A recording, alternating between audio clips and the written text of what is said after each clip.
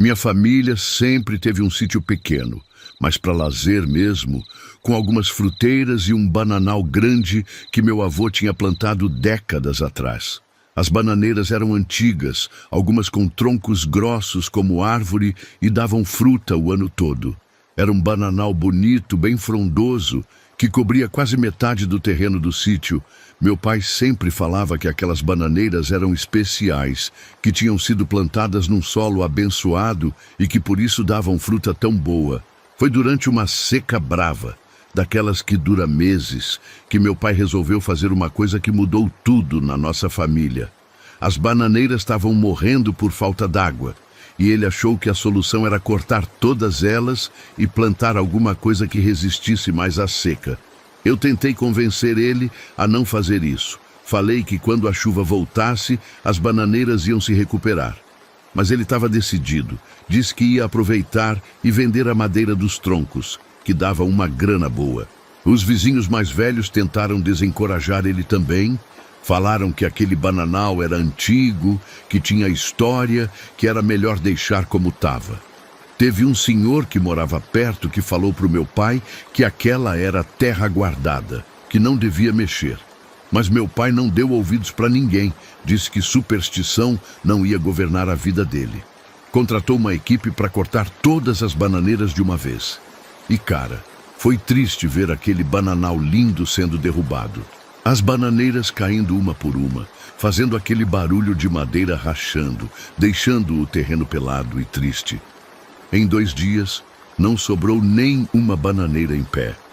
Só um monte de tronco cortado espalhado pelo chão e um vazio enorme, onde antes tinha uma mata verde e bonita. Meu pai ficou satisfeito com o resultado.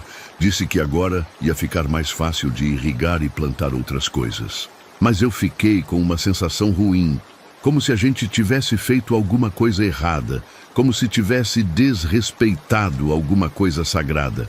E pelos olhares dos vizinhos, dava para ver que eles pensavam a mesma coisa. Uns 15 dias depois que as bananeiras foram cortadas, começaram a acontecer coisas estranhas no sítio. Primeiro foi o cheiro. Um cheiro de terra molhada e folhas apodrecendo que vinha da área onde ficava o bananal, mesmo não tendo chovido nada. E o cheiro ia ficando mais forte conforme a noite chegava, como se a umidade aumentasse depois que o sol se punha. Depois, começaram os barulhos. De madrugada, a gente escutava como se fosse alguém andando pela área onde estavam os tocos das bananeiras cortadas. Era um som de passos pesados, arrastados, como de alguém que tivesse dificuldade para andar. E junto com os passos, vinha um barulho de folhas secas sendo mexidas, como se a pessoa estivesse arrastando galhos pelo chão. Meu pai dizia que era algum animal selvagem que tinha perdido o abrigo quando as bananeiras foram cortadas, e que logo ia embora procurar outro lugar. Mas os vizinhos falavam que era outra coisa, que a gente tinha mexido onde não devia e que agora ia ter que pagar as consequências. Uma vizinha contou que tinha visto uma sombra se movendo entre os tocos das bananeiras, uma sombra alta e escura que não parecia de animal. E que quando ela tentou olhar melhor, a sombra tinha sumido, como se tivesse se dissolvido no ar. Falou que desde que as bananeiras foram cortadas, os cachorros da redondeza não paravam de latir de madrugada, todos olhando na direção do nosso sítio, e que até os passarinhos tinham parado de pousar na nossa propriedade, como se tivessem medo de alguma coisa. Foi numa quinta-feira de madrugada que eu vi ele pela primeira vez. Eu estava tendo insônia, deitado na cama sem conseguir dormir, quando escutei aquele barulho de passos de novo. Só que dessa vez, parecia que os passos estavam vindo na direção da casa. Levantei devagar e fui até a janela do meu quarto, que dava vista para a área do antigo bananal. E cara, o que eu vi me deixou sem ação. Tinha uma figura humana andando entre os tocos das bananeiras cortadas. Era um homem alto, mas ele estava todo coberto de folhas secas e galhos, como se tivesse se vestido com a vegetação morta. E não eram folhas de bananeira, não.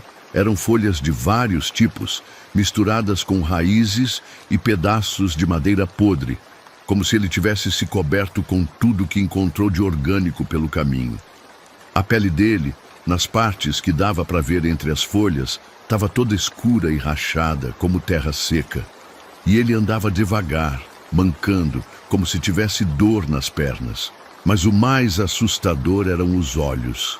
Mesmo de longe, no escuro, dava para ver que os olhos dele brilhavam com uma luz esverdeada, como de animal noturno. E ele estava olhando diretamente para a janela do meu quarto, como se soubesse que eu estava ali observando ele. Fiquei paralisado de medo, sem conseguir me mover nem gritar. E aí ele começou a andar na direção da casa, sempre devagar, sempre arrastando aqueles galhos e folhas secas pelo chão. Quando ele chegou perto da parede da casa, parou e ficou me encarando por uns minutos, que pareceram horas, e depois, sem fazer barulho nenhum, ele se afastou e sumiu de vista.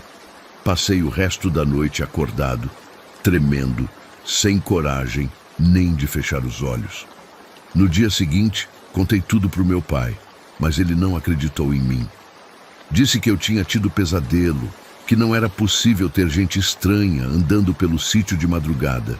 Mas quando fomos olhar a área onde eu tinha visto a figura, encontramos pegadas no chão. Eram pegadas estranhas, muito grandes, e deixavam uma marca escura na terra, como se os pés da criatura fossem feitos de lama quente. E em volta das pegadas tinha folhas secas espalhadas, e algumas ainda estavam fumegando, como se tivessem sido queimadas por dentro.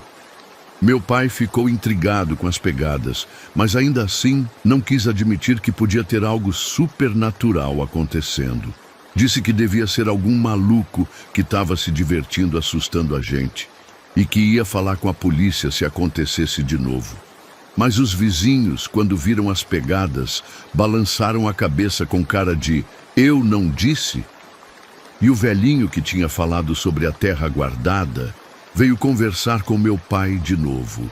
Disse que aquela figura que eu tinha visto era o guardião do bananal. Alguém que tinha morrido naquela terra há muito tempo e que protegia a vegetação. E que quando as bananeiras foram cortadas, ele tinha acordado com raiva. E agora ia ficar rondando o lugar até que as plantas crescessem de novo. Falou que era uma entidade antiga, ligada à terra, e que não ia descansar enquanto o que foi destruído não fosse restaurado. Meu pai continuou cético, mas dava para ver que ele estava ficando preocupado com a situação. A criatura continuou aparecendo todas as noites, sempre no mesmo horário, sempre coberta daquelas folhas e galhos secos. E toda vez que ela aparecia, deixava mais pegadas fumegantes no chão e mais folhas secas espalhadas. Mas aí começou a acontecer uma coisa nova. Ela passou a se aproximar mais da casa. No começo, ela ficava só na área do antigo bananal, mas depois começou a chegar até o quintal, até a varanda. Uma noite, eu acordei com um barulho na janela do meu quarto e vi que ela estava ali do lado de fora, colada no vidro, me olhando.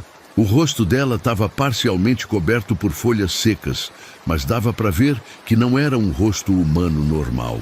A pele era escura e rachada como casca de árvore, e a boca estava cheia de terra, como se ela tivesse comido barro. Ela ficou ali por um tempo, só me olhando, e depois levantou uma das mãos e encostou no vidro da janela. E cara, onde ela tocou, o vidro começou a esquentar, como se a mão dela fosse um ferro quente. Dava para ver a marca da mão dela no vidro, fumegando. Ela fez um sinal com a cabeça, como se estivesse me cumprimentando, e depois se afastou. Mas antes de sumir, ela apontou para a área onde ficava o bananal, como se quisesse me mostrar alguma coisa lá. No dia seguinte, quando fui olhar a janela, tinha uma marca permanente da mão dela no vidro, uma marca queimada que não saía nem passando produto de limpeza. Foi aí que eu resolvi ir até a área do antigo bananal de dia para ver se encontrava alguma pista sobre o que aquela criatura queria. E cara, quando eu cheguei lá, tive uma surpresa. No meio dos tocos das bananeiras cortadas, tinha uma bananeira nova crescendo. Mas não era uma bananeira comum, não. Ela tinha crescido da noite para o dia. Era impossível estar daquele tamanho em tão pouco tempo. E as folhas dela eram diferentes, mais escuras, com umas manchas que pareciam queimaduras. Quando eu cheguei perto da bananeira, senti o mesmo cheiro de terra molhada e folha podre, só que mais forte. E aí eu reparei numa coisa que me deixou com calafrio. Ao redor da bananeira nova, tinha várias pegadas daquela criatura, como se ela tivesse ficado ali a noite toda cuidando da planta. E no tronco da bananeira tinha marcas de mão, como se a criatura tivesse abraçado a planta. Era como se ela tivesse transferido parte da energia dela para fazer a bananeira crescer. Entendi que aquela era a mensagem que ela queria me passar. Ela ia ficar ali até que o bananal crescesse de novo, até que a vegetação fosse restaurada, e que ela tinha poder para fazer as plantas crescerem, mas esse poder vinha dela mesma, da energia que ela tinha acumulado durante anos, protegendo aquela terra. Voltei para casa e contei tudo para o meu pai. E dessa vez, vendo a bananeira que tinha crescido impossível de um dia para o outro, ele finalmente admitiu que tinha alguma coisa sobrenatural acontecendo ali. Meu pai resolveu que ia tentar fazer as pazes com a criatura. Comprou mudas de bananeira e plantou em toda a área onde tinha sido o bananal antigo. E colocou água, adubo, fez tudo para ajudar as plantas a crescerem rápido. Mas mesmo assim, a criatura continuou aparecendo. Só que agora ela não vinha mais perto da casa, ficava só na área das bananeiras novas, como se estivesse cuidando delas. E toda vez que ela aparecia, as plantas cresciam um pouco mais. Em poucos meses, já tinha um bananal novo, quase do tamanho do anterior. E conforme as bananeiras iam crescendo, a criatura ia aparecendo menos, como se ela tivesse ficando satisfeita com o progresso. Até que numa noite, ela apareceu pela última vez. Eu a vi andando entre as bananeiras novas, que já estavam bem altas e frondosas. Ela parou no meio do bananal, olhou na direção da casa e acenou para mim. E depois, ela simplesmente se dissolveu, virando folhas secas que caíram no chão e foram levadas pelo vento. Foi a última vez que alguém viu ela. O bananal cresceu bonito e saudável, melhor até do que o anterior. E até hoje, quando eu passo por lá, sinto como se alguém tivesse cuidando das plantas, protegendo elas. As bananeiras crescem mais rápido do que o normal, e as frutas são sempre doces e perfeitas. É como se a energia daquela criatura tivesse ficado na terra, alimentando as plantas para sempre. E eu aprendi uma lição importante. Tem coisas na natureza que são maiores do que a gente e que merecem respeito. Não dá para sair cortando e destruindo sem pensar nas consequências.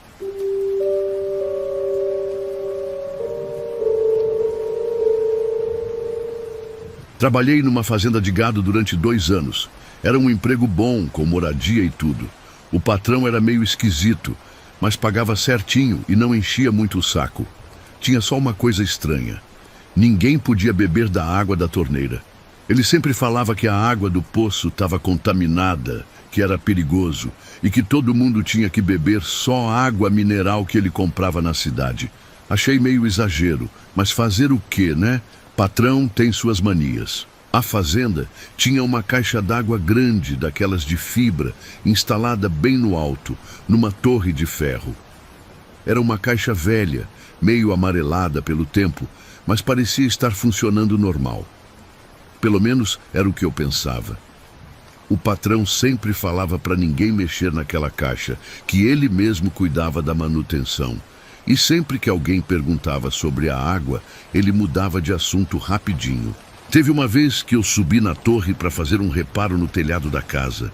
E quando passei perto da caixa d'água, escutei um barulho estranho vindo de dentro. Era como se tivesse alguma coisa batendo na parede interna da caixa.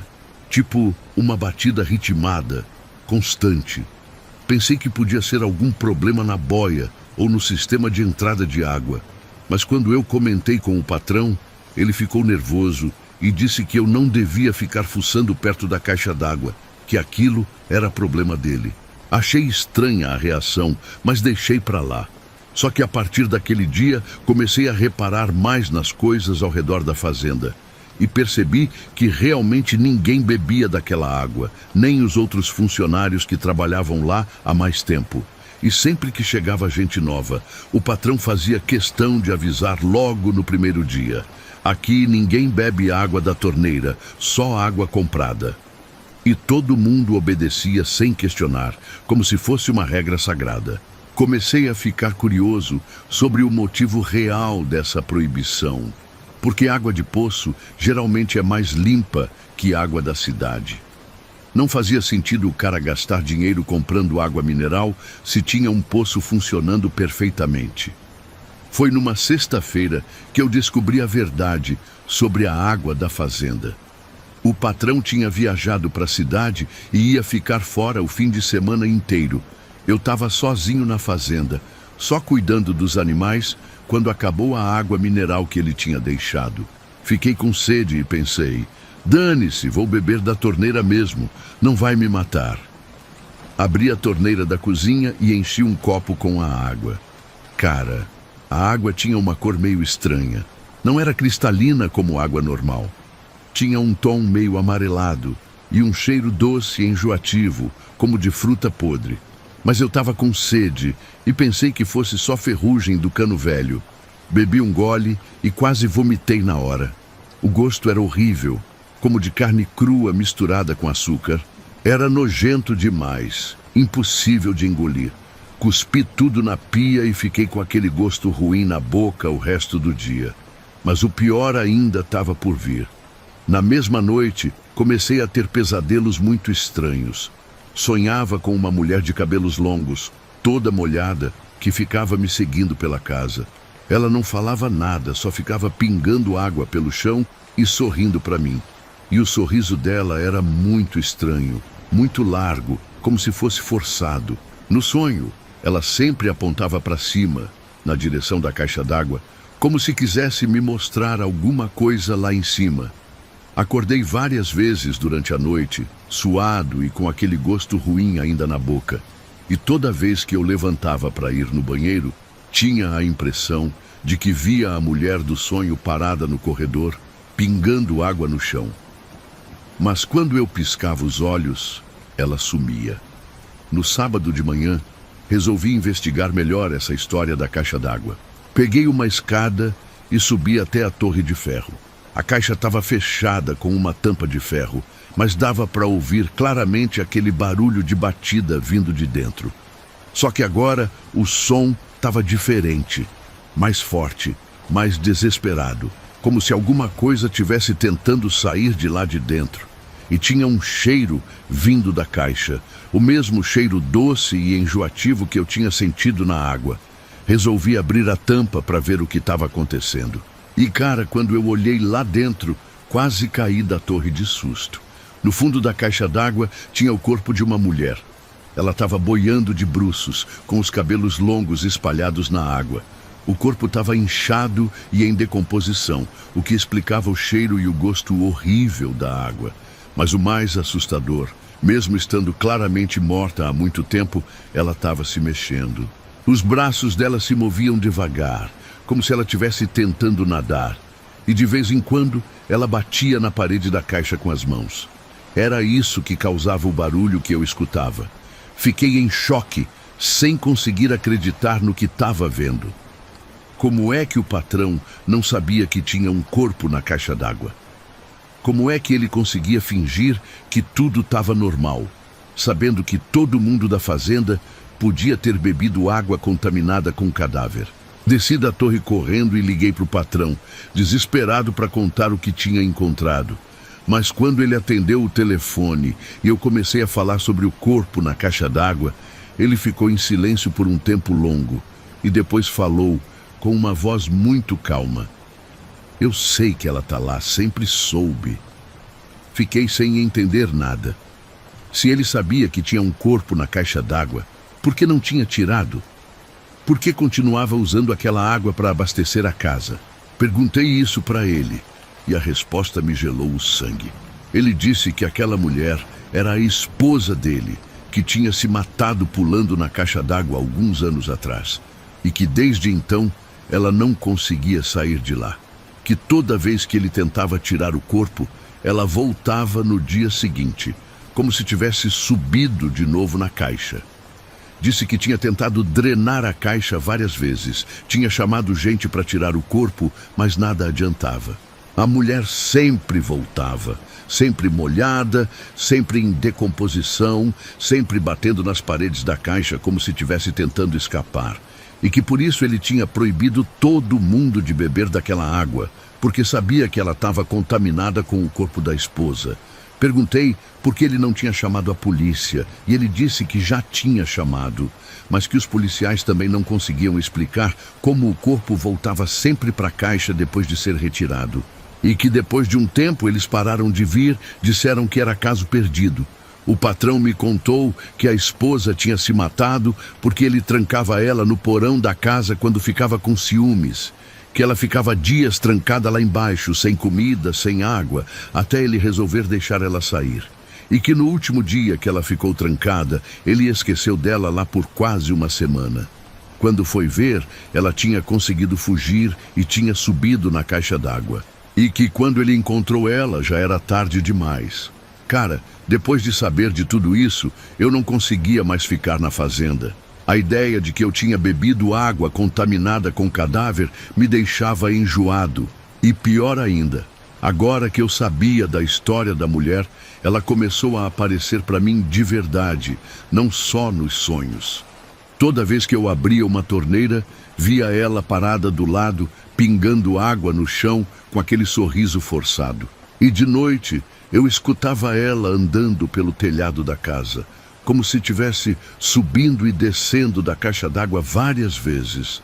O barulho de passos molhados no telhado me acordava toda madrugada.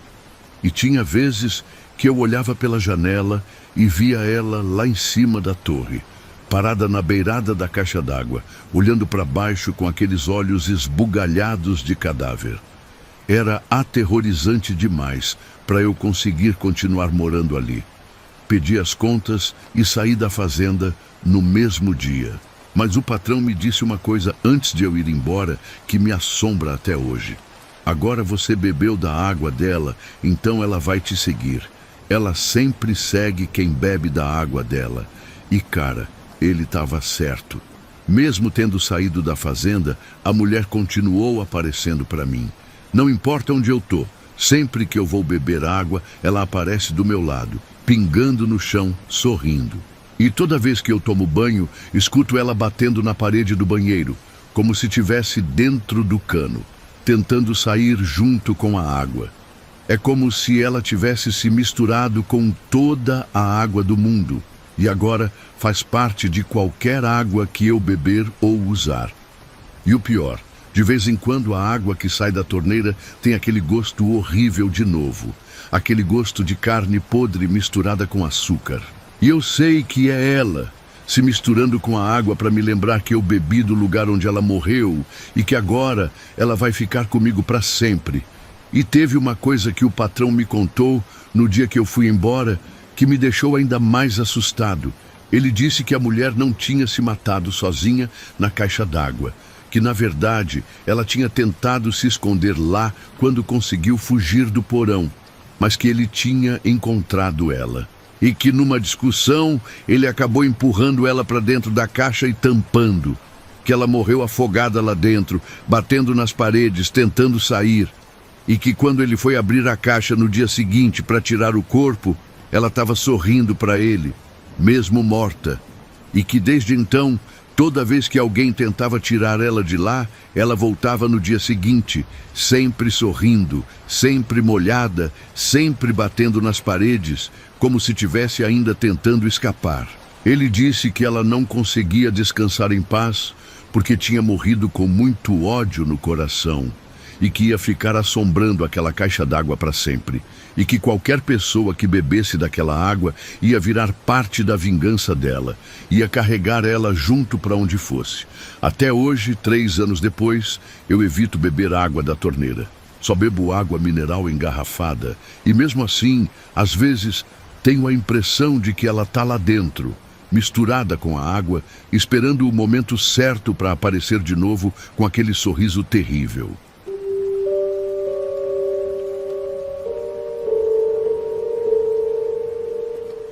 Eu estava passando por uma fase difícil financeiramente, tinha perdido o emprego e precisava de um lugar barato para morar enquanto me organizava. Foi quando um conhecido me ofereceu para ficar numa casa velha que ele tinha herdado do tio, lá no interior. Ele disse que não cobrava aluguel, só queria alguém para tomar conta do lugar e fazer uma limpeza geral. Parecia um bom negócio, então aceitei na hora. A casa era antiga mesmo, daquelas construções de várias décadas atrás, mas estava em bom estado. Tinha 3 quartos, sendo que um deles estava mobiliado com uma cama de madeira maciça, bem trabalhada, que devia ter custado uma fortuna na época. A cama chamava a atenção pelo tamanho e pelo peso. Era feita com madeira escura, bem pesada, com entalhes na cabeceira que pareciam ter sido feitos à mão. O colchão estava velho, mas ainda servia. O dono me contou que aquela cama tinha sido do antigo caseiro da propriedade, um cara que tinha morado ali por muitos anos antes de morrer de velhice. Disse que o móvel tinha valor sentimental para a família, então era melhor eu não mexer nele, só usar mesmo. Achei estranho ele fazer questão de mencionar isso, mas não questionei. Casa de graça não se questiona muito, né? Nos primeiros dias, dormi em outro quarto, porque estava usando aquele como depósito das minhas coisas. Mas quando terminei de organizar tudo, resolvi me mudar para lá, já que era o quarto maior e mais arejado. E foi aí que começaram as coisas estranhas. Na primeira noite que dormi na cama, tive uma sensação estranha, como se alguém tivesse deitado do meu lado. Não que eu tivesse visto alguém, mas o colchão afundou de um lado, como quando uma pessoa deita numa cama de mola velha. Acordei assustado, acendi a luz, mas estava sozinho no quarto. Pensei que podia ser problema na estrutura da cama, que talvez tivesse alguma madeira solta ou sei lá o quê. Voltei a dormir, mas o resto da noite fiquei com um sono leve, atento a qualquer barulho. E teve mais algumas vezes que senti o colchão afundar, sempre do mesmo lado, como se alguém invisível tivesse se deitando ali. Era muito estranho, porque não era uma sensação gradual. Era como se uma pessoa real tivesse se jogado na cama de uma vez. No dia seguinte, resolvi examinar a cama para ver se tinha algum problema mecânico. Olhei embaixo, mexi nas ripas de madeira, testei o colchão, mas tudo parecia normal. Era uma cama sólida, bem feita, sem nenhum defeito visível. Mas aí eu reparei numa coisa que me chamou a atenção. Tinha umas manchas escuras na madeira da estrutura, manchas que pareciam muito antigas. E quando eu olhei mais de perto, vi que eram manchas de sangue. Sangue velho que tinha penetrado na madeira e ficado ali permanentemente. E não eram manchas pequenas, não. Eram manchas grandes, como se uma quantidade considerável de sangue tivesse sido derramada naquela cama ao longo dos anos. Fiquei preocupado e liguei para o dono da casa para perguntar sobre as manchas. Ele ficou meio sem graça quando eu mencionei o assunto. Disse que não sabia de nada sobre isso. Mas dava para perceber na voz dele que ele estava escondendo alguma coisa, que sabia mais do que estava falando. Insisti um pouco mais, e ele acabou admitindo que o antigo caseiro era um homem meio estranho, que tinha fama de ser violento. Disse que depois que o cara morreu, apareceram algumas histórias sobre ele, histórias que a família preferia não comentar. Falou que era melhor eu não ficar muito curioso sobre o passado da casa, que essas coisas antigas eram melhor deixar quietas. Mas, cara, como é que eu ia conseguir dormir numa cama sabendo que tinha sangue humano na madeira? Resolvi pesquisar um pouco sobre a história do caseiro e da propriedade, para entender o que tinha acontecido ali. Fui até a cidade conversar com algumas pessoas mais velhas, gente que conhecia a região há décadas, e o que descobri me deixou enjoado. O tal caseiro, que se chamava Benedito, realmente tinha fama de homem violento. Mas não era violência comum, não. Era uma coisa mais específica. Ele tinha o costume de educar as pessoas que trabalhavam para ele, especialmente mulheres e jovens. E essa educação acontecia naquela cama de madeira. Ele usava chicote, cinto, qualquer coisa que pudesse causar dor. E fazia isso sempre na cama, porque dizia que era mais íntimo, mais eficiente. Uma senhora me contou que a filha dela tinha trabalhado na casa por um tempo e que voltava sempre machucada, com marcas pelo corpo. E que uma vez a menina chegou em casa com ferimentos tão feios que a família teve que levar ela para o hospital. Mas naquela época, ninguém denunciava esse tipo de coisa, especialmente quando envolvia patrão com dinheiro e influência. O pessoal simplesmente parava de mandar os filhos para trabalhar lá e evitava falar sobre o assunto. Mas teve casos piores. Casos de gente que nunca mais voltou para casa depois de ir trabalhar para o Benedito. E quando as famílias iam procurar pelos desaparecidos, ele sempre dizia que a pessoa tinha fugido para a cidade grande, que não sabia de nada. Uma mulher me contou que a irmã dela, uma moça de 17 anos, tinha sumido depois de ir trabalhar na casa do caseiro. E que anos depois, quando foram fazer reforma numa parte da propriedade, encontraram ossos enterrados no quintal. Mas nunca provaram que eram da moça. Então o caso ficou por isso mesmo. Cara, depois de saber de tudo isso, eu não conseguia mais olhar para aquela cama sem sentir nojo. Toda vez que eu pensava em deitar ali, lembrava das histórias que tinha escutado. Imaginava quantas pessoas tinham sofrido naquele lugar. Resolvi que ia dormir em outro quarto. Mas antes disso, queria fazer uma coisa. Queria quebrar aquela cama maldita e queimar os pedaços. Não era possível que uma coisa que tinha sido usada para causar tanto sofrimento continuasse existindo como se nada tivesse acontecido. Peguei um machado e comecei a bater na estrutura de madeira. Mas, cara, a madeira era tão dura que mal fazia arranhão. E conforme eu batia na cama, começaram a acontecer coisas estranhas.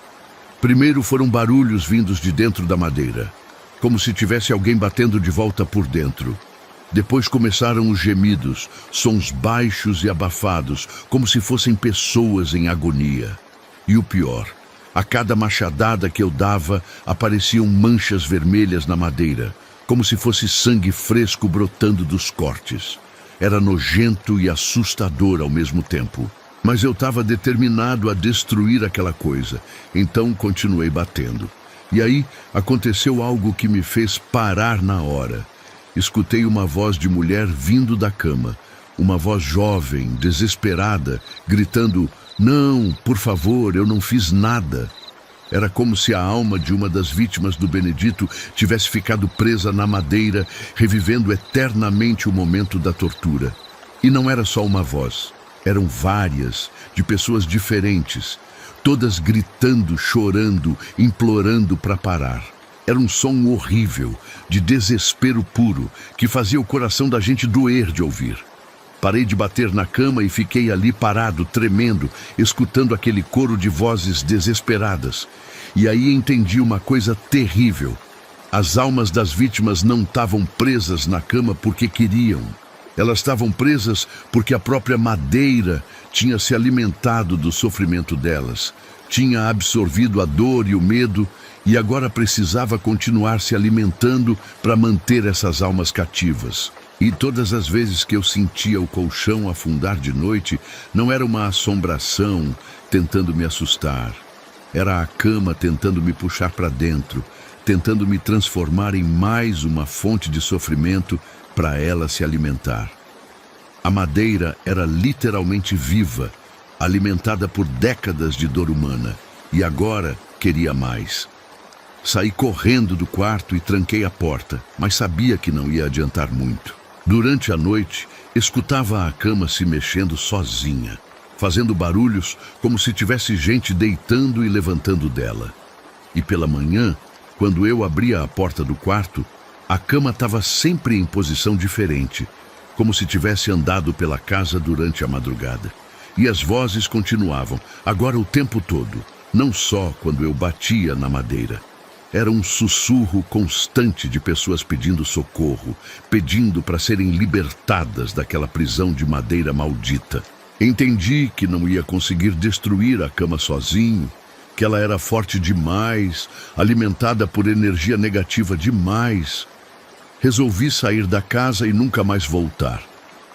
Liguei para o dono e inventei uma desculpa qualquer. Disse que tinha encontrado emprego em outra cidade. Ele não questionou muito, parecia até aliviado que eu tivesse saído de lá tão rápido. Mas, cara, mesmo tendo saído da casa, eu continuei sendo perseguido pela cama. Não fisicamente, mas de outras formas. Toda vez que eu deitava para dormir, não importava onde fosse, sentia aquela sensação de alguém deitando do meu lado. E escutava as vozes, sempre as mesmas vozes desesperadas, pedindo para serem libertadas. Era como se uma parte da cama tivesse grudado em mim, como se eu tivesse me tornado mais uma fonte de energia para ela. E o pior, comecei a ter pesadelos com o Benedito. Via ele torturando as vítimas na cama de madeira, via as manchas de sangue se espalhando pela estrutura da cama, via as almas sendo absorvidas pela madeira. E nos pesadelos, ele sempre olhava para mim e falava: agora você faz parte da educação também. Até hoje, mais de 2 anos depois, eu não consigo dormir direito. Toda noite é a mesma coisa. A sensação de que alguém está deitando na cama comigo, as vozes pedindo socorro e sempre aquele peso no peito, como se alguém tivesse sentado em cima de mim. E eu sei que isso não vai parar nunca, porque eu fui tocado pela energia daquela cama maldita. E agora faço parte da coleção de almas que ela mantém presas para se alimentar da nossa angústia.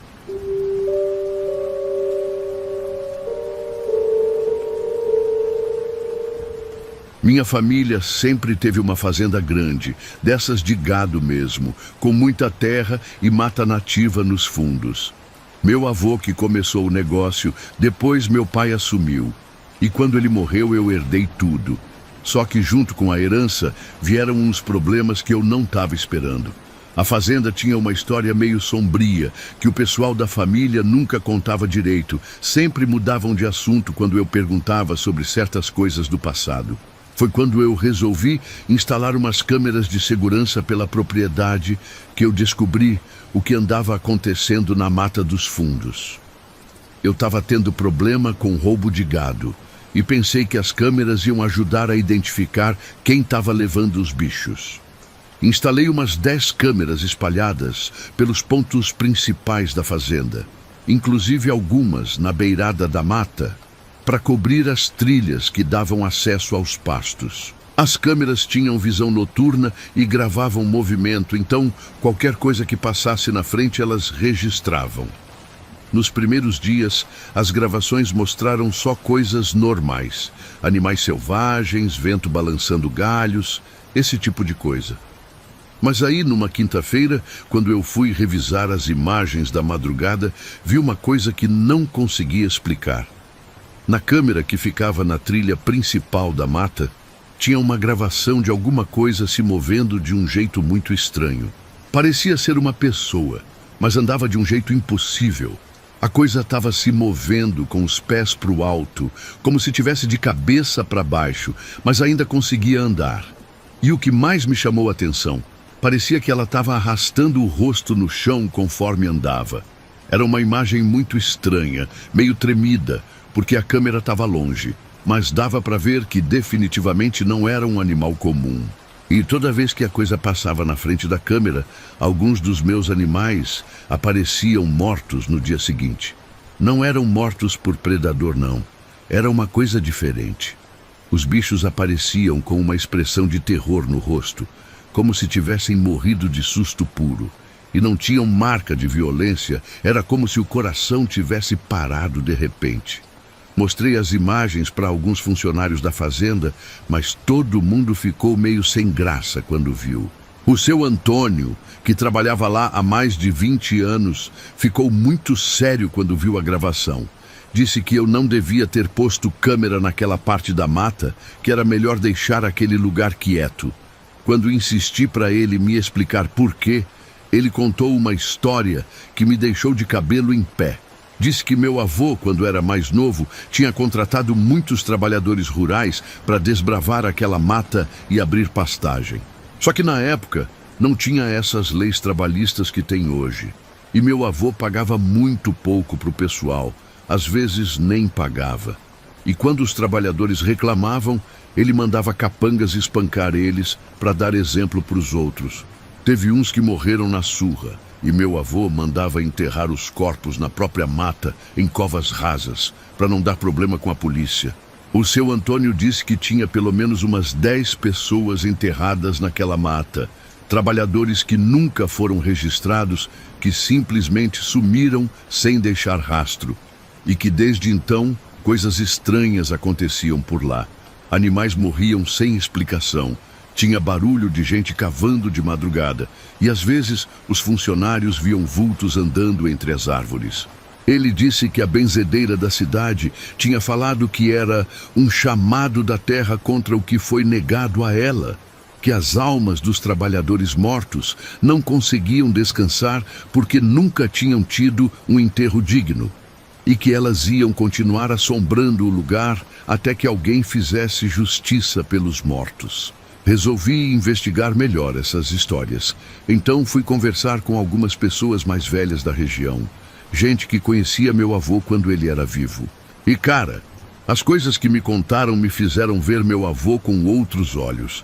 Ele realmente tinha sido um homem cruel, que explorava os trabalhadores e não respeitava a vida de ninguém. Teve um senhor que me contou que viu meu avô mandar matar um rapaz que tinha tentado formar um sindicato entre os trabalhadores. E uma senhora me disse que na época em que ela era criança, apareciam corpos na mata de vez em quando, mas a polícia nunca investigava porque meu avô tinha influência política na região. Ela disse que as famílias dos desaparecidos procuravam pelos parentes por anos, mas nunca encontravam. E que tinha uma lenda na cidade de que os mortos da mata iam voltar um dia para cobrar justiça. Quando eu soube de tudo isso, entendi que aquela criatura que estava aparecendo nas câmeras não era uma coisa aleatória. Era algum tipo de manifestação das almas dos trabalhadores que tinham sido mortos e enterrados sem respeito. E que elas estavam matando meus animais para me mandar um recado, para me avisar que sabiam que eu era descendente do homem que tinha feito mal para eles. Comecei a ficar com medo de continuar morando na fazenda, porque não sabia até onde aquelas almas podiam ir para se vingar da minha família. Mas ao mesmo tempo, sentia que tinha uma responsabilidade de fazer alguma coisa para reparar o mal que meu avô tinha causado. Foi aí que eu resolvi ir até a mata procurar os lugares onde os trabalhadores tinham sido enterrados. Peguei uma pá, uma lanterna e fui seguindo as trilhas, procurando por sinais de covas antigas. E cara, não foi difícil encontrar. Em vários pontos da mata tinha depressões no chão, lugares onde a terra tinha afundado com o tempo, formando buracos rasos. E quando eu comecei a cavar em um desses buracos, logo encontrei ossos. Eram ossos humanos mesmo, restos de gente que tinha sido enterrada há décadas. Encontrei crânios, costelas, ossos de braço e perna, tudo misturado com terra e folhas podres. Era uma visão horrível, porque dava para ver que os corpos tinham sido jogados ali de qualquer jeito, sem caixão, sem nada. Como se fossem lixo. Contei pelo menos 7 esqueletos diferentes só naquele primeiro buraco. E conforme eu ia cavando, senti uma presença cada vez mais forte ao meu redor. Como se as almas dos mortos tivessem vindo assistir eu descobrir os corpos deles. O vento parou de soprar, os bichos da mata ficaram em silêncio e eu podia sentir olhos me observando de todos os lados. Era uma sensação assustadora, mas ao mesmo tempo eu sentia que estava fazendo a coisa certa, que finalmente alguém estava dando atenção para os pobres coitados que tinham sido esquecidos ali. Quando terminei de escavar aquela primeira cova, juntei todos os ossos com cuidado e os coloquei numa caixa que eu tinha trazido. Ia dar um enterro digno para eles. Ia fazer o que meu avô nunca fez. Mas aí aconteceu uma coisa que me fez entender que talvez eu tivesse chegado tarde demais para consertar as coisas. Quando eu estava terminando de recolher os últimos ossos, escutei um barulho vindo da mata, como se fosse alguém se arrastando pelo chão. E quando olhei na direção do som, vi ela, a criatura das câmeras de segurança. Só que agora, vendo de perto, dava para perceber o que ela realmente era. Era o corpo de um homem, mas que estava andando de cabeça para baixo, com os pés para o alto e o rosto arrastando no chão. O corpo estava todo retorcido, como se os ossos tivessem sido quebrados e remontados do jeito errado. E o rosto, cara, o rosto estava completamente desfigurado de tanto se arrastar na terra. Não dava para ver os olhos direito, mas a boca estava aberta, fazendo um som baixo, como um gemido de dor. A criatura se aproximou devagar, arrastando o rosto machucado pelo chão, deixando um rastro de sangue e terra atrás dela. E conforme ela chegava perto, eu conseguia entender o que ela estava tentando falar. Era uma voz distorcida, difícil de entender, mas ela estava repetindo a mesma coisa: justiça, justiça. Era uma das almas dos trabalhadores mortos, que tinha se manifestado naquela forma horrível para me mostrar o sofrimento que eles tinham passado. A criatura parou bem na minha frente e me olhou. E naquele momento eu senti toda a dor e humilhação que aqueles homens tinham sentido antes de morrer. Era uma sensação insuportável de injustiça, de desespero, de abandono. E aí ela falou uma coisa que mudou tudo. Agora você sabe, mas não basta saber, tem que pagar. E eu entendi que mesmo eu tentando fazer a coisa certa, dando enterro digno para os mortos, isso não ia ser suficiente para apagar o mal que minha família tinha causado. As almas queriam mais do que respeito pelos mortos. Elas queriam vingança pelos vivos. A criatura começou a se mover ao meu redor, sempre arrastando o rosto no chão, fazendo um círculo ao redor de mim. E a cada volta que ela dava, o chão começava a afundar um pouco, como se tivesse se abrindo para me engolir. Era como se ela tivesse poder sobre a própria terra, como se pudesse fazer a mata me sugar para dentro, igual tinha acontecido com os trabalhadores décadas atrás. Consegui sair correndo de lá, mas sabia que não ia adiantar muito. A criatura tinha me escolhido para pagar pelas culpas do meu avô e não ia desistir fácil. Desde aquele dia, ela aparece cada vez mais perto da casa. As câmeras mostram ela se aproximando a cada noite, sempre naquela posição impossível, sempre arrastando o rosto desfigurado no chão. E toda vez que ela aparece, mais animais morrem.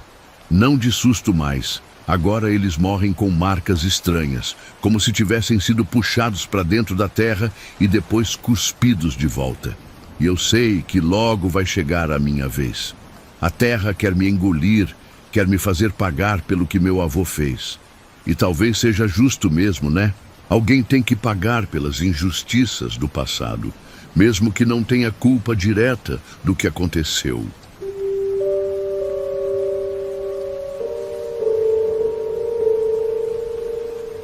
Rapaz, tem umas coisas na vida que a gente preferia nunca ter passado, né? E o que aconteceu comigo numa propriedade que eu comprei é uma dessas coisas. Eu estava procurando um lugar barato para montar uma pequena criação de galinhas e encontrei esse sítio que estava sendo vendido por um preço que nem acreditei. Era uma propriedade boa, com bastante espaço, só que tinha sido abandonada fazia uns anos. O corretor me mostrou a casa, os galpões, tudo certinho. Mas teve uma construção que ele meio que passou batido quando estava me mostrando o lugar. Era um chiqueiro velho, meio escondido atrás de umas árvores grandes. Quando eu perguntei sobre ele, o cara ficou meio sem graça e falou que não valia a pena usar aquilo, que era melhor construir um novo se eu quisesse criar porcos. Disse que o lugar tinha problemas estruturais e que era mais fácil demolir e fazer outro. Mas eu, Na minha inocência, pensei que podia reformar e aproveitar, né? Afinal, construção de alvenaria não apodrece assim fácil. Comprei a propriedade e uns dias depois fui dar uma olhada melhor nesse chiqueiro que o corretor tinha dispensado tão rápido. E cara, quando eu cheguei lá, entendi por que o cara tinha pressa de passar batido por aquele lugar. O chiqueiro em si estava em bom estado, as paredes firmes, o telhado inteiro. Mas tinha alguma coisa no ar daquele lugar que deixava a gente desconfortável. Era um cheiro estranho, não era cheiro de porco, era outra coisa. Um cheiro meio doce, meio enjoativo, como de coisa orgânica se decompondo devagar. E tinha uma umidade no ar que grudava na pele da gente, mesmo sendo um dia seco.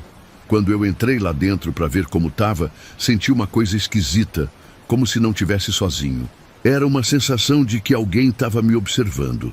Mas quando eu olhava ao redor, não via ninguém. E o silêncio era pesado demais, sabe? Nem passarinho cantava perto daquele lugar. Resolvi que ia limpar aquilo e ver se ficava bom para usar. Mas confesso que fiquei com um pé atrás desde o primeiro dia. Comecei a limpeza numa segunda-feira de manhã. Levei vassoura, balde, mangueira, essas coisas básicas para tirar a sujeira acumulada. Mas quando comecei a varrer o chão, percebi que tinha umas manchas escuras na terra batida, manchas que não saíam nem passando água. Pareciam antigas, como se fosse alguma coisa que tinha derramado ali e penetrado fundo na terra. E conforme eu ia limpando, o cheiro ficava mais forte.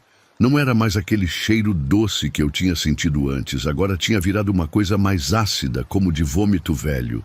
Tive que parar várias vezes para tomar ar fresco lá fora, porque dentro do chiqueiro o cheiro chegava a dar ânsia. E aí, quando eu estava varrendo um canto mais escuro, escutei um barulho que me fez parar na hora. Era como se fosse alguém pigarreando, sabe? Aquele som que a gente faz quando tem algo entalado na garganta. Olhei para todos os lados, mas não tinha ninguém por ali. Pensei que podia ser algum bicho, ou então que eu tivesse imaginado. Mas aí o som veio de novo, mais claro dessa vez. Era definitivamente alguém tentando limpar a garganta, como se tivesse engasgado com alguma coisa. E vinha de dentro do chiqueiro mesmo, não de fora. Comecei a ficar nervoso, porque não fazia sentido ter gente ali. Gritei: "Oi, tem alguém aí?" Mas ninguém respondeu. Só veio aquele som de novo, de alguém engasgado. Resolvi sair de lá e voltar outro dia, quando tivesse alguém comigo para dar uma olhada no lugar. Voltei na quarta-feira com um amigo meu, o Carlos, que entende de construção. Contei para ele sobre os barulhos estranhos, e ele riu da minha cara. Disse que era coisa da minha cabeça, que lugar abandonado sempre faz barulho esquisito mesmo. A gente entrou no chiqueiro e começou a examinar as paredes, o teto, para ver se tinha algum problema estrutural que pudesse estar causando os sons. E foi aí que o Carlos encontrou uma coisa que mudou tudo.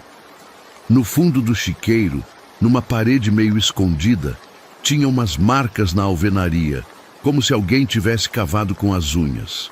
Eram arranhões fundos, que iam do chão até mais ou menos à altura de uma pessoa. E em volta dessas marcas, o reboco estava manchado com uma coisa escura, como se fosse sangue velho. O Carlos ficou sério quando viu aquilo. Disse que aquelas marcas não eram de animal, eram de gente mesmo. E aí, enquanto a gente estava examinando as marcas na parede, escutamos o som de novo. Só que dessa vez era mais claro, e dava para perceber que não era só alguém pigarreando. Era uma voz humana tentando falar, mas como se tivesse a garganta cheia de alguma coisa. Era um som desesperado, como de quem está tentando pedir socorro, mas não consegue falar direito. O Carlos ficou pálido quando escutou. Disse que a gente devia sair dali imediatamente. Mas aí a voz ficou mais clara e deu para entender o que ela estava tentando falar. Solta eu, solta eu. Era uma voz grossa, de homem, mas toda engasgada, como se a pessoa tivesse barro na boca, e vinha claramente de dentro da parede onde estavam as marcas de arranhão.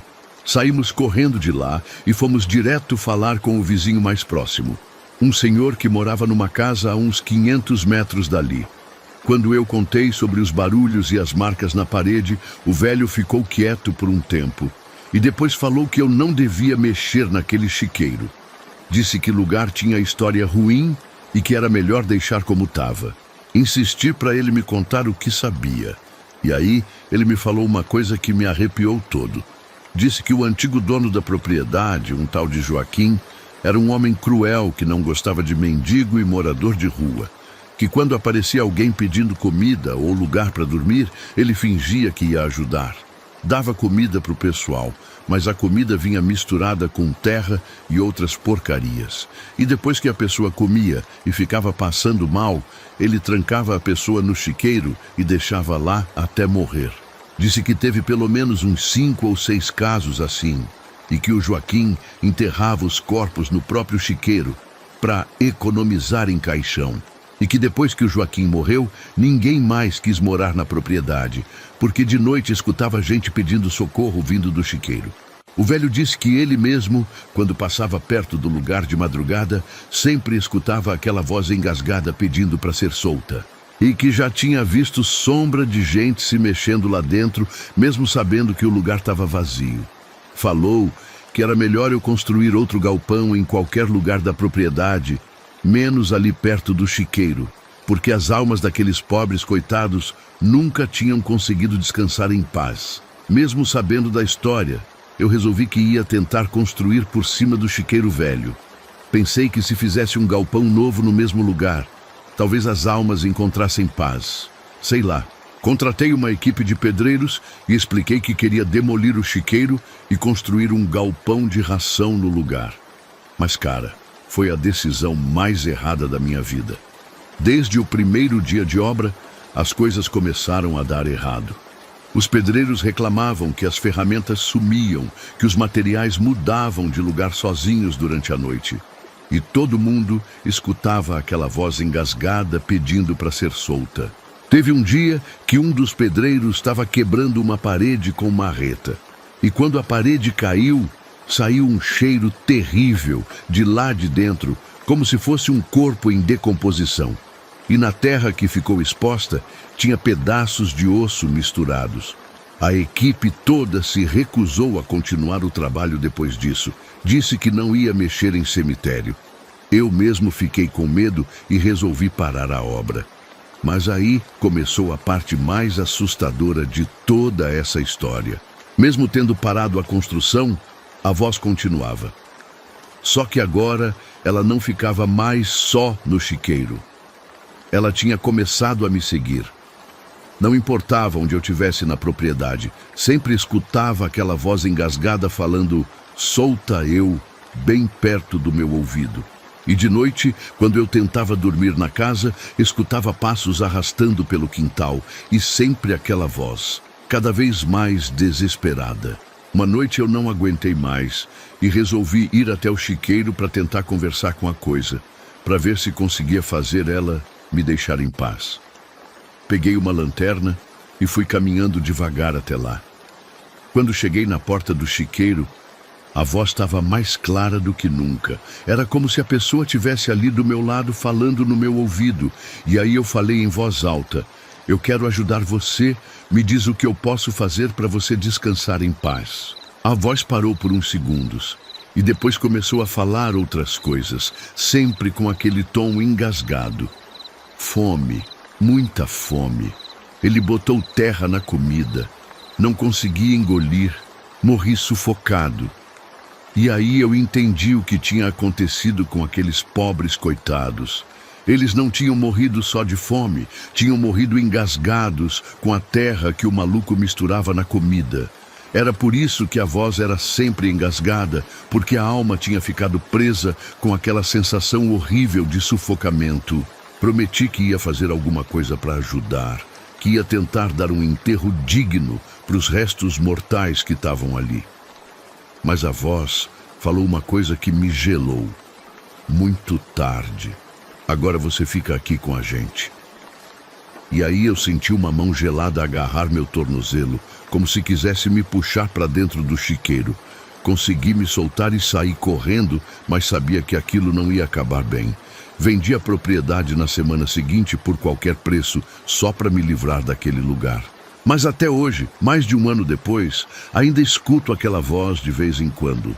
Principalmente quando eu tô com fome, ou quando vejo alguém comendo. A voz vem sussurrar no meu ouvido: solta eu, solta eu. E eu sei que enquanto eu viver, vou carregar essa culpa comigo, porque eu podia ter feito alguma coisa para as almas daqueles pobres coitados, podia ter dado um enterro direito para eles. Mas eu fugi, com medo, e deixei eles lá presos naquele lugar horrível. E agora eles vão me assombrar para sempre, me lembrando que existe gente no mundo que sofre tanto que nem depois de morrer consegue encontrar paz.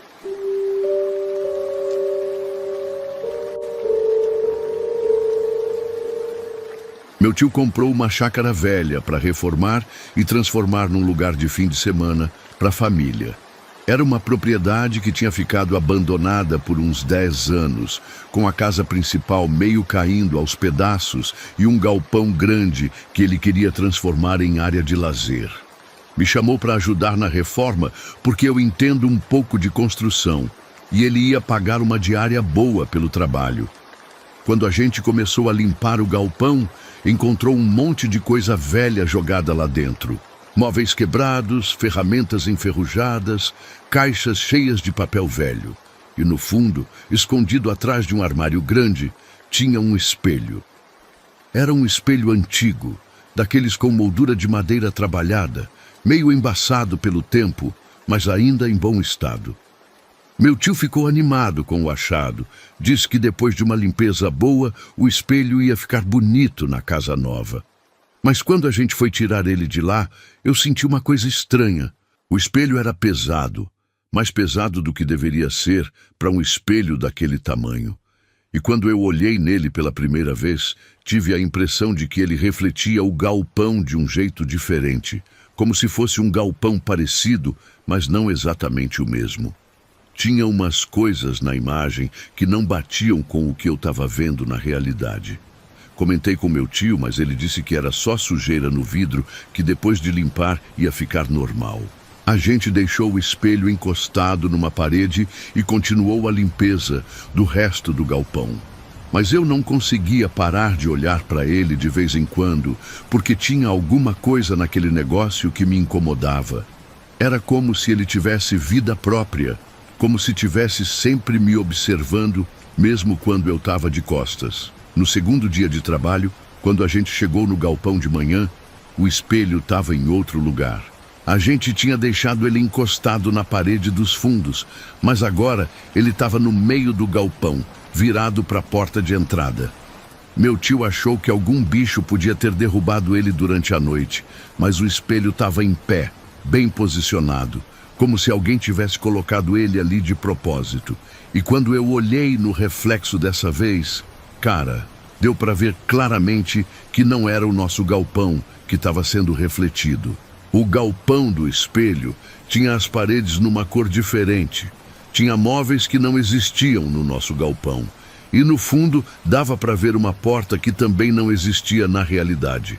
E pior, tinha uma mulher lá dentro. Ela estava parada no fundo do galpão refletido, vestindo uma camisola branca, com cabelo longo e solto. Não dava para ver o rosto dela direito porque ela estava meio de lado, mas dava para perceber que ela estava olhando na nossa direção. Chamei meu tio para ver, mas quando ele olhou no espelho, disse que só via a gente mesmo, nada de diferente. Pensei que podia ser coisa da minha cabeça, estresse do trabalho ou sei lá o quê. Mas a imagem da mulher ficou nítida na minha mente e eu sabia que não tinha imaginado aquilo. Durante o resto da manhã, eu evitei olhar para o espelho, mas era difícil porque ele ficava refletindo a luz do sol de um jeito que chamava a atenção. E teve algumas vezes que eu podia jurar que via movimento no reflexo, mesmo quando não tinha ninguém se mexendo no galpão. Na hora do almoço, meu tio saiu para comprar material na cidade e eu fiquei sozinho terminando de organizar umas ferramentas. Foi aí que aconteceu a primeira coisa realmente assustadora. Eu estava de costas para o espelho quando escutei um som de batida, como se fosse alguém batendo no vidro. Me virei e vi a mulher da camisola branca batendo na superfície do espelho, do lado de dentro. Ela estava bem na frente agora, e dava para ver que os olhos dela estavam costurados com linha preta. A boca estava aberta, como se ela estivesse gritando, mas não saía som nenhum. E ela batia no vidro com desespero, como se estivesse tentando sair de lá. Era a coisa mais assustadora que eu já tinha visto na vida. Fiquei paralisado por uns segundos, só olhando aquela cena horrível. E aí a mulher parou de bater e ficou me encarando, mesmo com os olhos costurados. Era como se ela conseguisse me ver através das pálpebras fechadas. E aí ela sorriu, um sorriso largo e sinistro, e acenou para mim com a mão. Saí correndo do galpão e só voltei quando meu tio chegou da cidade. Contei tudo para ele, mas meu tio achou que eu estava exagerando, que podia ter sido algum reflexo estranho ou coisa da imaginação. Disse que espelho velho às vezes dá umas impressões esquisitas mesmo, mas que não era nada supernatural. Para me tranquilizar, ele resolveu que ia quebrar o espelho e jogar fora. Disse que não valia a pena ficar com uma coisa que estava me deixando nervoso. Pegou um martelo e foi em direção ao espelho. Mas quando ele levantou o braço para bater, aconteceu uma coisa que nenhum de nós esperava. O martelo parou no ar, como se uma mão invisível tivesse segurado o braço dele. Meu tio tentou forçar, mas não conseguia mover o braço. E aí a gente escutou uma risada vindo do espelho, uma risada de mulher, baixa e sinistra.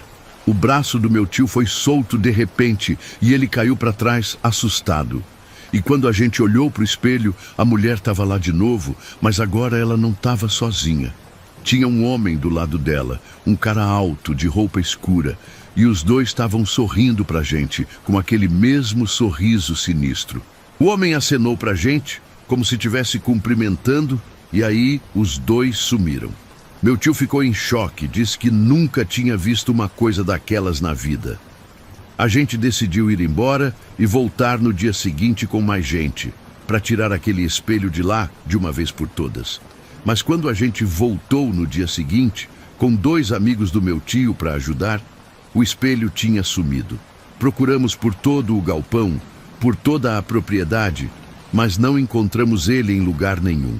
E o estranho é que não tinha marca no chão. Não tinha sinal de que alguém tivesse entrado lá para pegar o espelho. Era como se ele tivesse desaparecido sozinho.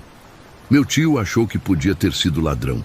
Mas que ladrão ia roubar um espelho velho e deixar para trás todas as ferramentas e materiais de construção que estavam no galpão? E aí, no final da tarde, quando a gente estava terminando de limpar o resto do galpão, um dos amigos do meu tio gritou lá do fundo.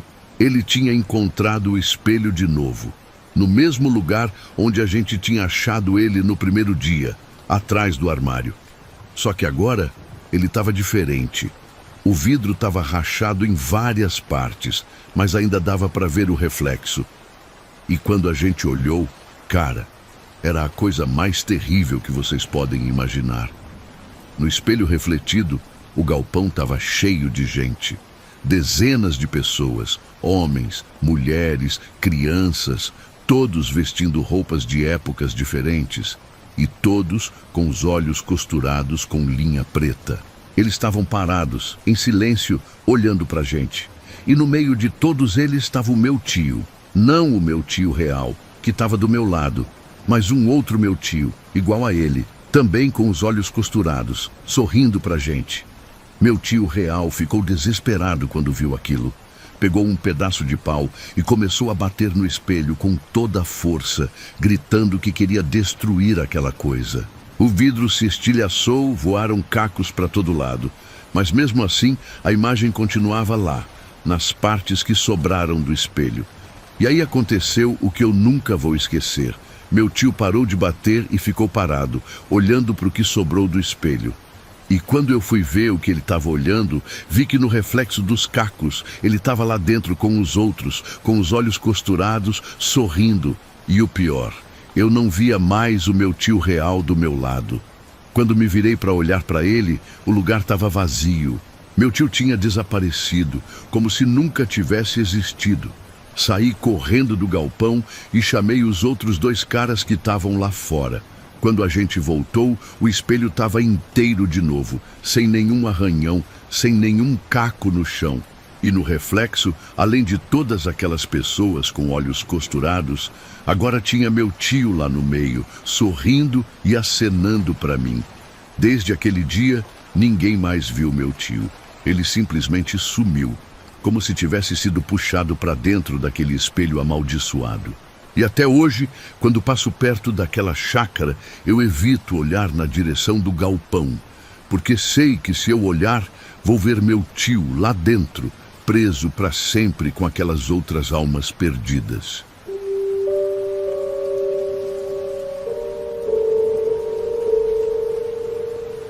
Cara, eu morava numa fazenda pequena com meus pais quando era adolescente e teve um negócio que aconteceu lá que até hoje me dá pesadelo. A gente tinha uns cavalos, não muitos, mas o suficiente para ajudar no trabalho da propriedade.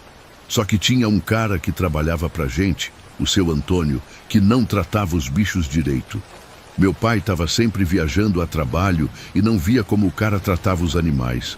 Mas eu via, e era de cortar o coração.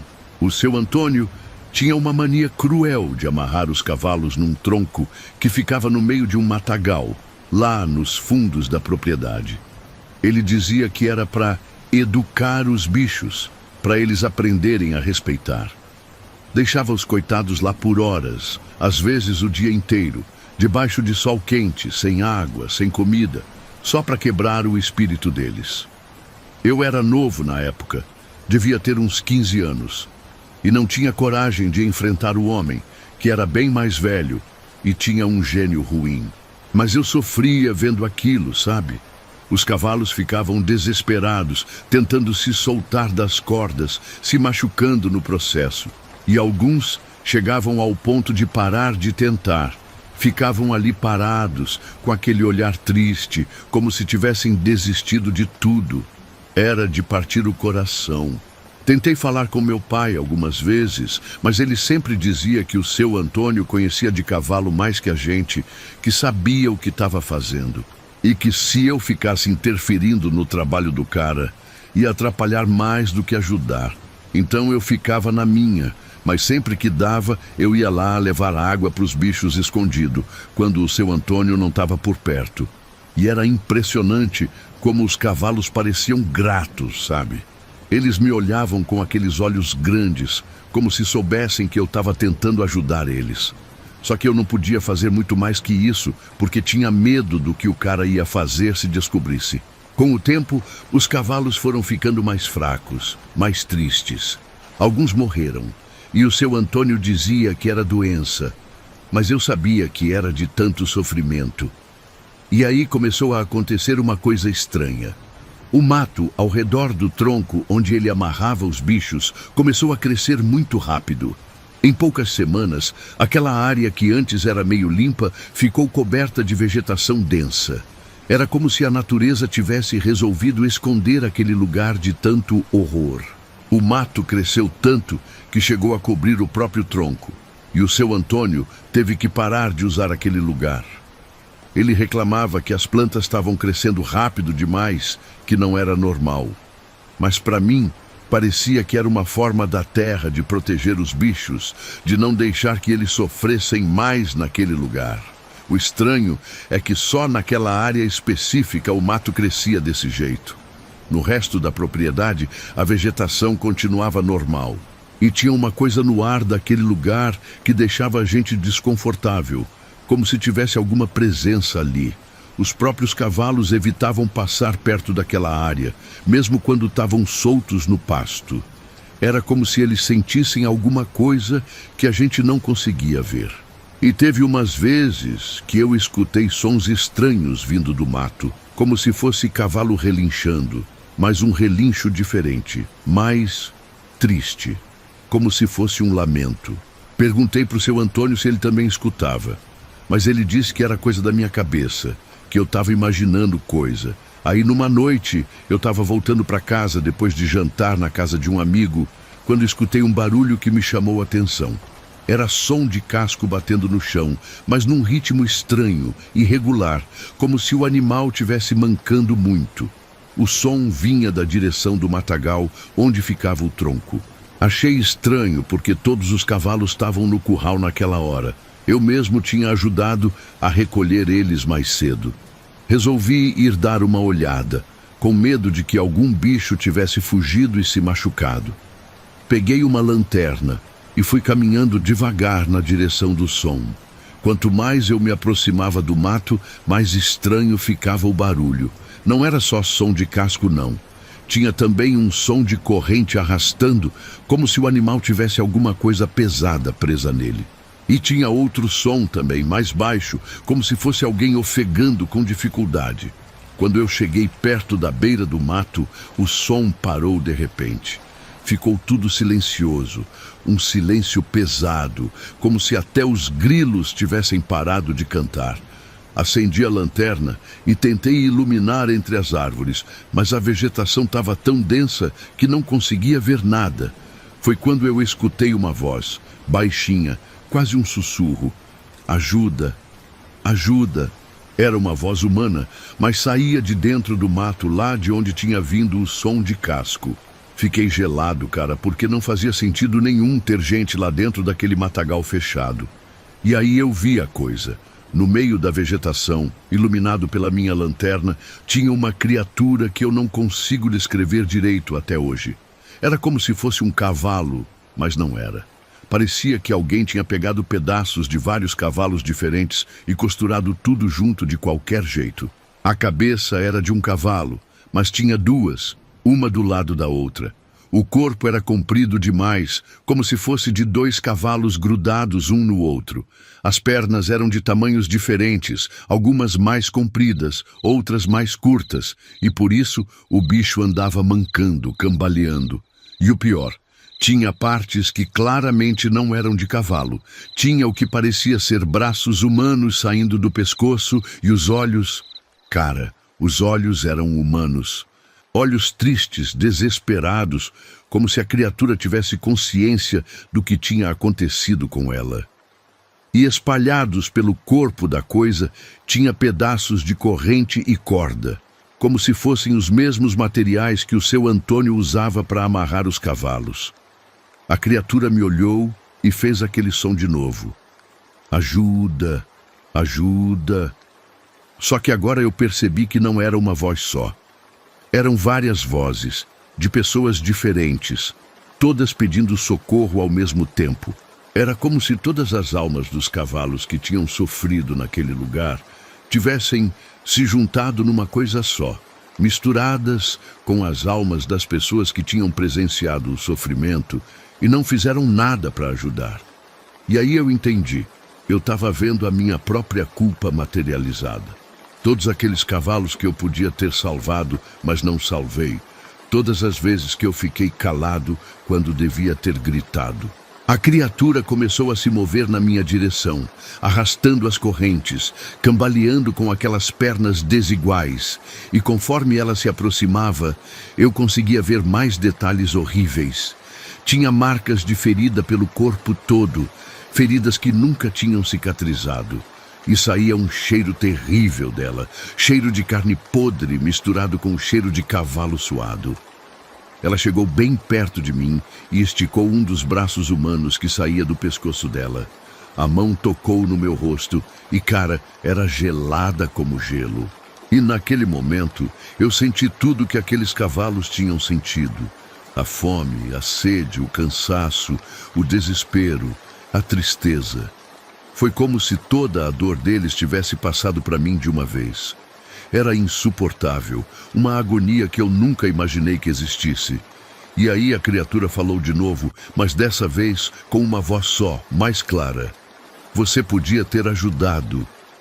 E era verdade, cara.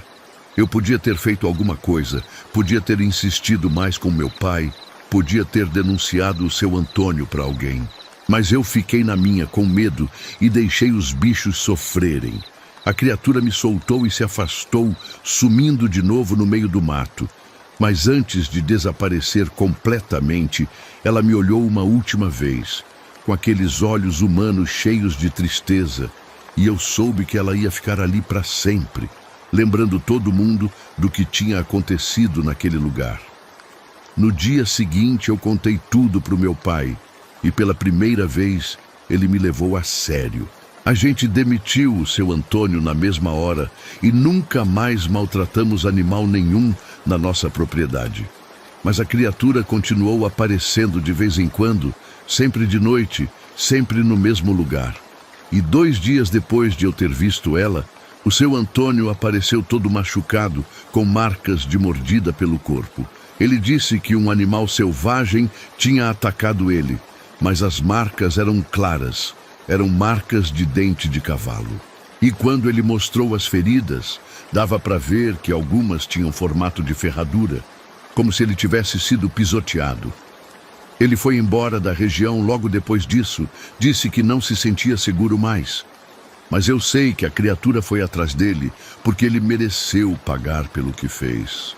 E até hoje, quando passo perto daquela área da fazenda, eu escuto o som de cascos arrastando correntes, me lembrando que tem consequências para as coisas ruins que a gente faz, mesmo que demore para chegar.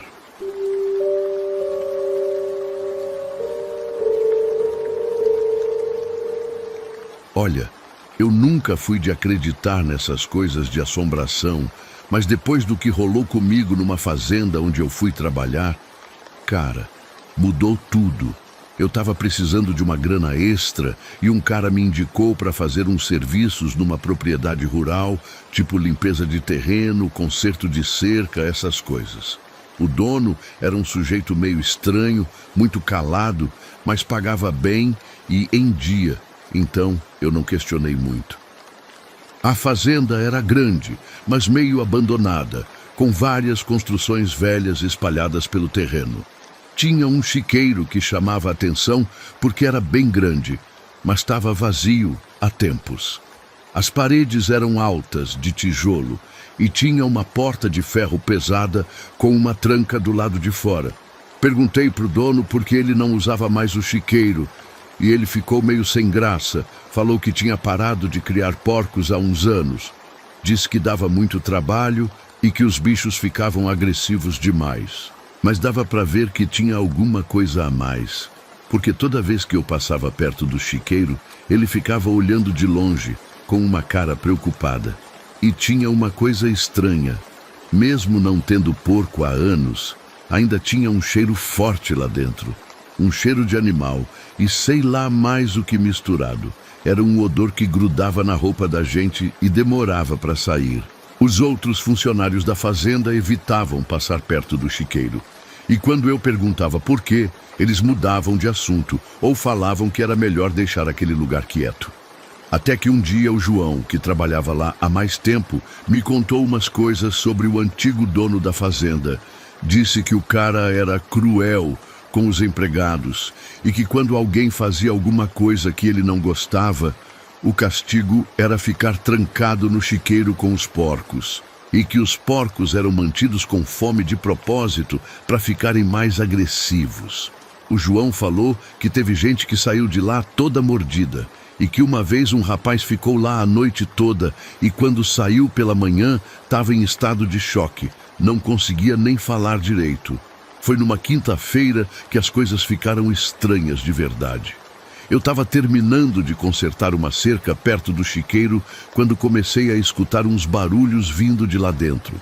Era como se tivesse porco lá, mas eu sabia que o lugar estava vazio há anos. Eram grunhidos, sabe? Aquele som que porco faz quando está com fome ou agitado. E tinha também um som de passos, como se os bichos estivessem andando de um lado para o outro. Achei que podia ser algum animal selvagem que tinha entrado lá, então fui até a porta para dar uma olhada. A porta estava trancada, como sempre, mas pela fresta dava para ver que tinha alguma coisa se mexendo lá dentro. Era uma sombra escura, mas parecia grande demais para ser um bicho comum. E o cheiro que estava saindo de lá era muito forte, um cheiro de porco mesmo. daqueles bem característico. Fiquei curioso e chamei o João para ver se ele sabia o que podia ser. Quando ele chegou perto do chiqueiro e escutou os barulhos, a cara dele mudou na hora. Ficou pálido e falou para eu sair de perto dali imediatamente. Disse que aqueles porcos tinham morrido há muito tempo, mas que às vezes eles voltavam. Que era melhor não mexer com aquilo.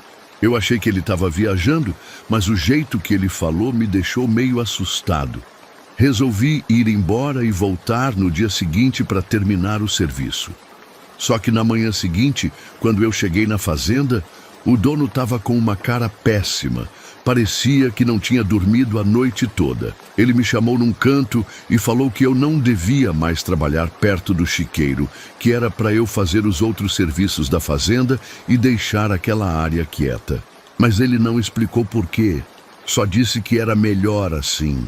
Eu fiquei curioso, claro, e resolvi dar uma passada lá na hora do almoço para ver se ainda tinha os barulhos. E tinha, cara. Só que dessa vez era diferente. Além dos grunhidos, eu conseguia ouvir vozes. Vozes humanas vindo de dentro do chiqueiro.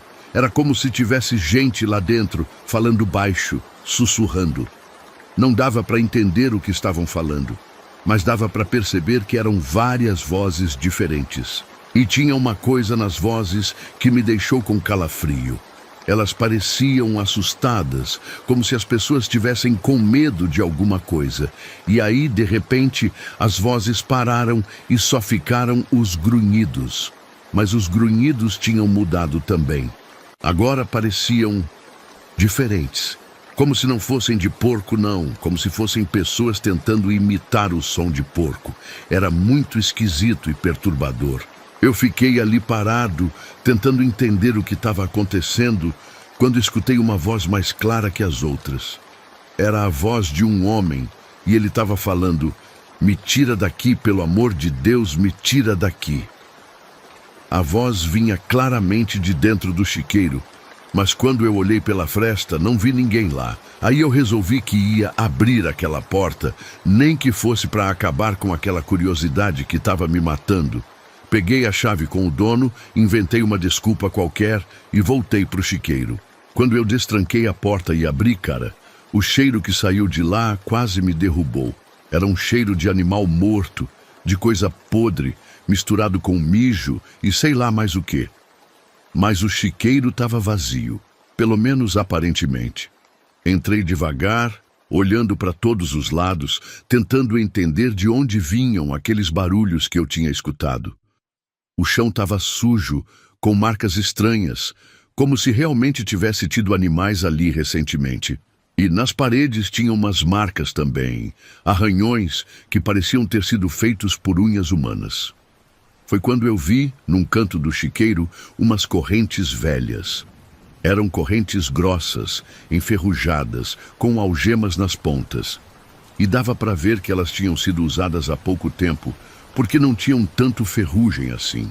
Comecei a juntar as peças. O antigo dono que trancava as pessoas ali, as correntes, os barulhos que eu tinha escutado. Cara, aquele lugar tinha sido usado para torturar gente. E de alguma forma as almas das pessoas que tinham sofrido ali continuavam presas no lugar. E os porcos que tinham sido usados para assustar as vítimas também tinham ficado, de alguma forma. Foi aí que eu escutei a porta do chiqueiro bater atrás de mim. Me virei rapidinho e vi que ela tinha se fechado sozinha. Corri para tentar abrir, mas não conseguia. Era como se alguém tivesse trancado por fora. Comecei a bater na porta e gritar por socorro, mas ninguém apareceu. E aí os barulhos começaram de novo. Primeiro foram os grunhidos, vindos de todos os cantos do chiqueiro. Depois vieram as vozes humanas, sussurrando, gemendo, como se fossem pessoas em agonia. E eu comecei a ver vultos se mexendo no chiqueiro, sombras que pareciam pessoas e porcos ao mesmo tempo. Era uma visão horrível, como se as vítimas e os animais tivessem se misturado de alguma forma. E o pior, eu sentia que eles estavam com fome. Era uma sensação estranha, como se alguma coisa dentro de mim soubesse que aquelas criaturas queriam me comer. Fiquei desesperado, batendo na porta, gritando por ajuda, mas nada. E as sombras foram se aproximando, e eu podia ouvir o som de dentes batendo, como se estivessem ansiosas para morder alguma coisa. Foi quando eu vi ele, o antigo dono da fazenda. Era um homem alto, com roupa velha e suja, parado no meio do chiqueiro. Só que ele não estava bem não, cara. Estava sem pele, todo em carne viva, como se tivesse sido comido pelos próprios porcos. E ele estava sorrindo para mim, com aquele sorriso sem pele, que era a coisa mais assustadora que eu já vi na vida. O homem chegou perto de mim e falou, com uma voz que parecia vir de debaixo da água: "Agora você vai entender como é que é." E aí todas aquelas sombras de pessoas e porcos começaram a se mover na minha direção. Eu fechei os olhos e gritei com toda a força que eu tinha. E quando abri os olhos de novo, estava sozinho no chiqueiro. As sombras tinham sumido, o homem sem pele tinha desaparecido e a porta estava aberta. Saí correndo dali e nunca mais voltei. Pedi minhas contas no mesmo dia e fui embora. Mas a imagem daquele homem sem pele e o som daqueles porcos fantasmas ficou na minha cabeça. E até hoje, quando eu vejo porco em algum lugar, ou quando escuto grunhido de animal, eu lembro de tudo e fico com um frio na barriga. É como se uma parte daquele chiqueiro tivesse ficado grudada em mim, me lembrando de que tem lugares nesse mundo onde aconteceram coisas tão ruins que deixaram marca para sempre.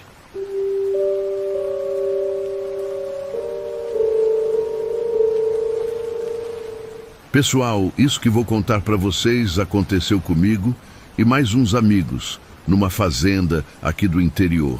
A gente tinha ido passar o fim de semana na propriedade de um conhecido, e daí rolou uma situação que até hoje, quando eu lembro, fico com os cabelos do braço arrepiado. Foi numa dessas fazendas antigas, dessas que mudaram de dono várias vezes, porque sempre acontece alguma coisa estranha lá. O cara que nos convidou, o Roberto, tinha comprado a fazenda há uns 6 meses, por um preço que ele disse que estava bom demais para ser verdade. E realmente era bom demais, porque tinha uma razão para isso. A propriedade tinha um silo velho, desses de concreto, que ficava meio escondido atrás do galpão principal. O Roberto disse que quando ele foi ver a fazenda pela primeira vez, o corretor nem mencionou o silo, como se quisesse que ele não reparasse na coisa. E quando ele perguntou, o cara ficou meio sem graça e falou que era melhor deixar aquilo quieto, que não valia a pena mexer lá. Mas o Roberto, sendo do jeito teimoso que ele é, resolveu que ia limpar e reformar o silo para usar para guardar ração para os animais. Foi aí que a coisa começou a ficar estranha. Todo mundo que ele contratava para trabalhar no silo desistia depois de alguns dias. Falavam que não se sentiam bem lá perto, que tinham a impressão de que alguém estava observando eles o tempo todo. E teve um pedreiro que jurou que escutou alguém pedindo comida de dentro do silo, mesmo ele estando vazio. O Roberto achou que era frescura do pessoal e resolveu ir lá ele mesmo dar uma olhada. Foi quando ele descobriu que no fundo do silo tinha umas marcas estranhas, como se fosse a impressão de uma boca gigante no concreto. Ele achou que era algum defeito da construção e mandou jogar cimento por cima para tampar. Naquela sexta-feira que a gente chegou na fazenda, o Roberto estava animado porque finalmente tinha conseguido terminar a reforma do silo. Ele disse que ia mostrar para a gente como tinha ficado bom, que agora dava para usar normalmente. A gente foi lá no finalzinho da tarde, quando o sol estava se pondo. O silo ficava num lugar meio isolado, cercado por umas árvores velhas que faziam uma sombra pesada. Quando a gente chegou perto, eu senti um negócio esquisito, como se o ar fosse mais pesado ali. E tinha um cheiro estranho também, meio azedo, como de comida estragada. O Roberto abriu a portinha do silo e acendeu uma lanterna para a gente ver lá dentro. Tava limpinho, com o concreto novo que ele tinha mandado colocar. Mas aí, cara, quando a luz da lanterna bateu no fundo, eu vi uma coisa que me deixou sem entender nada. O concreto novo estava com umas rachaduras e pelas frestas estava saindo um líquido escuro. meio viscoso. E o pior, as rachaduras formavam um desenho que parecia uma boca aberta. O Roberto ficou puto. Disse que o pedreiro tinha feito um trabalho porco e que ia ter que refazer tudo. Mas eu e os outros caras ficamos com uma sensação ruim, como se aquilo não fosse defeito de construção, não. Era como se alguma coisa tivesse forçado o concreto por baixo, tentando sair. Foi quando apareceu o velho Zé, um senhor que morava numa casinha nos fundos da propriedade. Ele tinha ficado na fazenda quando o Roberto comprou, porque conhecia tudo sobre o lugar e ajudava a cuidar dos animais. Quando ele viu a gente olhando para o silo, balançou a cabeça e falou que a gente não devia mexer naquilo. Disse que aquele silo era morada da alma dos que tiveram fome e que o antigo dono da fazenda tinha usado aquele lugar para fazer coisas ruins. O Roberto meio que riu da cara do velho. Falou que era superstição de gente antiga. Mas o Zé ficou sério e contou que o fazendeiro anterior era um homem ganancioso, que explorava os trabalhadores e nunca dava comida direito para eles. Disse que teve gente que morreu de fome trabalhando naquela terra e que desde então o silo tinha ficado amaldiçoado. Falou que de noite sempre escutava gemidos vindos de lá, como se fosse gente pedindo comida. E que uma vez ele tinha visto uma boca gigante no fundo do silo, cheia de dentes, que ficava se abrindo e fechando, como se estivesse mastigando alguma coisa. A gente achou que o velho estava exagerando, mas dava para ver no olho dele que ele estava falando sério. Ele disse que o fazendeiro antigo tinha sumido uma noite e que na manhã seguinte só encontraram marcas de mão arranhadas no concreto do silo, como se alguém tivesse tentado subir pelas paredes para escapar de alguma coisa. Naquela noite a gente ficou na varanda da casa conversando e bebendo umas cervejas, mas eu não conseguia parar de pensar no que o velho tinha falado. E aí, lá pelas 11 da noite, começou a vir um barulho esquisito da direção do silo. Era como se fosse alguém mastigando, sabe? Aquele som de quando você está comendo alguma coisa crocante, só que muito alto. O Roberto falou que devia ser algum animal fuçando por lá, mas o som era constante demais para ser bicho. E tinha uma coisa no som que deixa a gente desconfortável, como se fosse uma mastigação muito desesperada. Como se a coisa tivesse com muita fome e tivesse comendo qualquer coisa que aparecesse pela frente. A gente foi se aproximando devagar, seguindo o som, e quando chegou perto do silo, cara, o que a gente viu não faz sentido até hoje. O silo estava iluminado por dentro com uma luz meio esverdeada que vinha do fundo. E dava para ouvir claramente o som de mastigação vindo de lá dentro. O Roberto, que estava achando que era brincadeira, resolveu abrir a porta do silo para ver o que estava acontecendo. E aí, mano, quando ele abriu, a gente viu a coisa mais assustadora da nossa vida. No fundo do silo tinha uma boca gigante, do tamanho de uma pessoa, cheia de dentes amarelados e pontudos. E a boca estava se mexendo, mastigando, com uns restos de sei lá o que saindo pela beirada. Era nojento e aterrorizante ao mesmo tempo, mas o pior ainda estava por vir. Quando a boca percebeu que a gente estava olhando, ela parou de mastigar e ficou quieta por uns segundos. E aí ela começou a fazer um som, um gemido baixo e longo, como se fosse alguém com muita fome pedindo para comer. O som era de cortar o coração, cara, porque dava para sentir a fome, o desespero da coisa. E aí a boca começou a se abrir mais, como se estivesse convidando a gente para chegar mais perto. O Roberto, que até então estava cético, saiu correndo na mesma hora. E a gente foi atrás dele, claro. Corremos até a casa e ficamos lá trancados o resto da noite, ouvindo o som de mastigação que continuou até o amanhecer. Era como se a coisa tivesse encontrado alguma coisa para comer e tivesse aproveitado para se fartar. No dia seguinte, quando a gente teve coragem de voltar lá, o silo estava normal de novo, sem luz, sem barulho, sem nada. Mas no chão ao redor tinha ossos espalhados, ossos de animais pequenos, todos roídos e quebrados. E no concreto do fundo do silo tinha marcas de dentes, como se alguma coisa tivesse mordido o chão com força. O Roberto decidiu na mesma hora que ia lacrar o silo com tijolos e cimento e nunca mais mexer naquilo. Disse que não importava o que fosse, ele não queria saber. Mas a coisa é que mesmo depois de lacrado, o silo continuou fazendo barulho de noite e começou a apodrecer por dentro, mesmo sendo de concreto. Dava para sentir um cheiro horrível saindo pelas frestas, um cheiro de comida podre, misturado com sei lá o quê. E teve uma vez que a gente viu o velho Zé conversando com o silo, como se tivesse alguém lá dentro. Quando perguntamos para ele, ele disse que às vezes a coisa falava com ele pedindo comida, prometendo que ia deixar a fazenda em paz se alguém trouxesse alguma coisa para ela comer.